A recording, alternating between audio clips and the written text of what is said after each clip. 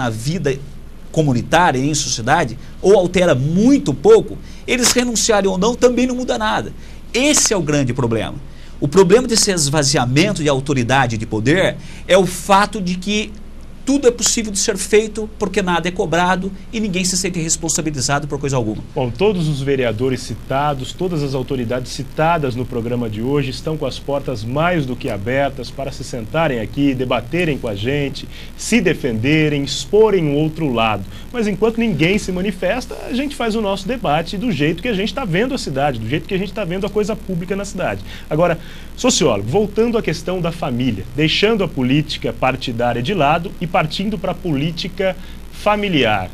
O senhor disse que as autoridades têm perdido a autoridade, né? As autoridades têm perdido a sua força, se enfraquecido, perdido o respeito perante a coletividade. E os pais, a gente pode afirmar que eles estão demodês hoje na visão de muitos adolescentes, principalmente esses que nasceram e são nativos das novas tecnologias e da internet? Ô Mário, há um tempo atrás eu estava conversando com a empregada doméstica que limpa todo lá o meu apartamento e tal, e ela tinha me contado uma coisa que eu achei muito interessante. Ela falou o seguinte: lá no bairro dela, os jovens 15, 16, 14 anos, bairro de classe média baixa, os jovens estão saindo da casa dos pais e alugando apartamentos ou uma casa para eles morarem em grupo, juntos, sozinhos. Eles saem da casa dos pais e vão morar sozinhos, em grupo. Nós estamos vendo na classe média alta os pais pagarem apartamentos ou casas para os filhos irem morar sozinhos. Até esses dias atrás, uma jovem suicidou-se aqui em Rio Preto, pulou do apartamento, morava apenas ela, me parece que ela e a mãe dela, os pais eram separados. Isso tudo tem lugar num elemento que explica boa parte do que está acontecendo. Nós migramos de uma sociedade da autoridade, em que as pessoas assumiam a autoridade, para uma sociedade em que ninguém assume autoridade nenhuma. Na sociedade antes, as pessoas assumiam a autoridade porque elas se sentiam responsáveis pela sociedade onde elas estavam. O comportamento do filho era uma responsabilidade do pai. Nós passamos a viver numa sociedade em que estamos na ética do gozo. Isso tudo segundo a sociologia e a psicanálise. Migramos para uma sociedade da ética do gozo. Saímos de uma sociedade da ética hedonista. Saímos de uma sociedade da ética da responsabilidade para uma sociedade da ética do gozo. Ou seja, mais importante do que a responsabilidade que eu possa ter com outras pessoas é o meu prazer. Então as pessoas que buscam o próprio prazer são aplaudidas, são benquistas. Uma pessoa que tenha a oportunidade de viver os seus gozos é uma pessoa desejada. Todo mundo quer ser como ela. Essa mudança de ética, da ética da responsabilidade para a ética do gozo, nos trouxe a uma sociedade em que ninguém mais possui responsabilidade, porque ninguém mais possui a autoridade, porque não deseja ter responsabilidade. Nós não queremos mais termos responsabilidade na sociedade onde nós estamos, porque responsabilidade significa assumir posição. E assumir posição significa o quê? Que você vai entrar em conflito com outro. A ideia de pai amigo do filho, que foi muito vendido até os anos 90, pelo menos, era a ideia de que eu, sendo amigo, eu não preciso cobrar. Não cobrando, eu estou livre desse papel de chato. Porque ser adulto, no passado, era assumir o papel de chato. Quem é que quer ser o chato? Todo mundo quer ser legal, todo mundo quer ser bacana. E ser adulto não é bacana. Ser adulto é chato. Porque ser adulto é ter consciência das responsabilidades que ele tem com o filho, com os jovens, com a sociedade. E isso ninguém deseja. A gente observa até num debate hoje na TV Record, pela manhã, um especialista dizia o perfil do alcoólatra. Adolescentes são cada vez mais alcoólatras, tanto meninas quanto meninos, a exemplo de muitos pais.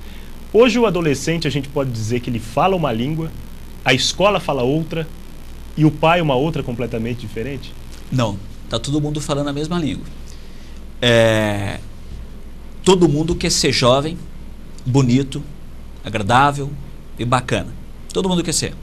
O pai é chato em casa porque ele vai para a família, ele vai para o espaço doméstico, para o lar, E ele é o chato, porque ali ele tem que cobrar coisas mínimas. Isso explica o número de cirurgias plásticas, né, que tem aumentado exacerbadamente no Brasil.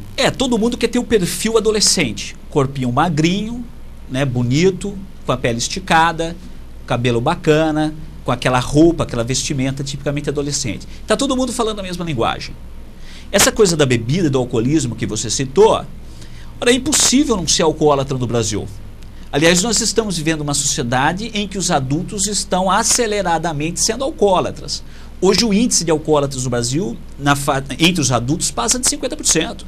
Mais de 50% dos adultos no Brasil hoje são alcoólatras. Por quê? Ou nós pensamos que alcoólatra é aquela figura que vai para o boteco. Essa imagem do alcoólatra que ia para o boteco, essa imagem não existe mais. Alcoólatra hoje está dentro de casa, no churrasco em família, bebendo caixas e caixas de cerveja. É muito mais conveniente até, né? O alcoólatra hoje é a figura que desce no barzinho, no happy hour, e fica ali durante 2, 3 horas bebendo dezenas e dezenas e dezenas de chopp. Esse cara é o alcoólatra. E tem um perfil novo de alcoólatra também, né? Segundo até esse especialista, ele dizia o seguinte, que alcoólatra não é aquele mais que toma cerveja, pinga e outras bebidas todos os dias, mas é aquele que muitas vezes fica em jejum a semana toda e no sábado bebe o que ele poderia ter bebido na semana toda. Ou seja, ele começa a beber de manhã e para à noite. Para no domingo, né? Começa na sexta-feira à tarde e vai terminar domingo na hora do almoço. Depois ele fica domingo à tarde toda dormindo, se recuperando. Esse é o alcoólatra. Ou seja, a pessoa que colocou a bebida alcoólica como um ritual que ela vive todas as semanas. Agora, esse pessoal que só bebia final de semana também não existe mais. As pessoas hoje estão bebendo frequentemente. Quarta-feira, dia de jogo, né, depois da novela, é dia de beber, entendeu? E elas começam a beber a partir das 6 da tarde. Sai do trabalho, começa a beber porque à noite tem o jogo. Então, quer dizer, isso tudo vai evidenciando essa sociedade que vive de um lado uma pressão muito grande, uma cobrança muito grande, uma competitividade muito grande, né? Um massacre muito grande, trabalha-se muito, ganha-se pouco, consome-se demais, endivida-se muito, né? E de outro, uma válvula de escape que é a bebida. A psiquiatria nasceu na Revolução Industrial. Hoje nós nunca tivemos tantas pessoas com problemas psiquiátricos, como retrato inclusive as novelas do Brasil, do que em outras épocas. O número é recorde. Dá para a gente dizer que nós voltamos à era da Revolução Industrial modernizada? Não, na verdade tudo isso começou lá, né, Mário? O que a gente está vivendo hoje é o exacerbamento de alguma coisa que nasceu na Revolução Industrial. Na verdade nasceu com a formação dessa sociedade urbana que nós vivemos hoje. O número de pessoas que bebem aumentou muito, o número de pessoas que tomam antidepressivo aumentou muito, o número de pessoas que tomam todo tipo de ansiolítico, estimulante, etc., aumentou muito, e o número de gente que usam drogas, como maconha, cocaína também. Então, o número de adultos bebendo e tomando antidepressivo equipara aí ao número de jovens que usam drogas. Cada um usa droga no momento da vida. Para as crianças, dá-se hoje em dia Ritalina, para elas ficarem calmas em escolas ultrapassadas e retrógradas. A criança não se conforma com aquele absurdo que é a escola, aí dão Ritalina para ela para que ela se acalme. Ela vai para a adolescência e passa a fumar maconha. Depois que ela vai para a juventude, período universitário, ela começa a cheirar pó. Depois que ela sai da faculdade e arruma um emprego, ela passa a tomar antidepressivo. E depois que ela estiver lá na terceira idade, talvez ela tome Viagra ou estimulante sexual. Ou seja, nós estamos tendo uma vida mediada pela indústria farmacêutica. Porque quem produz toda esta máquina geradora de remédios voltados para todo tipo de problema é a indústria farmacêutica. Ela, por isso que eu disse no bloco anterior, aquela relativa à questão das drogas. A indústria farmacêutica, ela opera do ponto de vista legal da mesma maneira que o tráfico de droga opera do ponto de vista ilegal. O tráfico de drogas ilegalmente fornece as drogas que a sociedade precisa. E a indústria farmacêutica legalmente oferece as drogas químicas que a sociedade também precisa. O senhor disse que a escola é um absurdo. Por quê? Dá para a gente generalizar a educação no Brasil?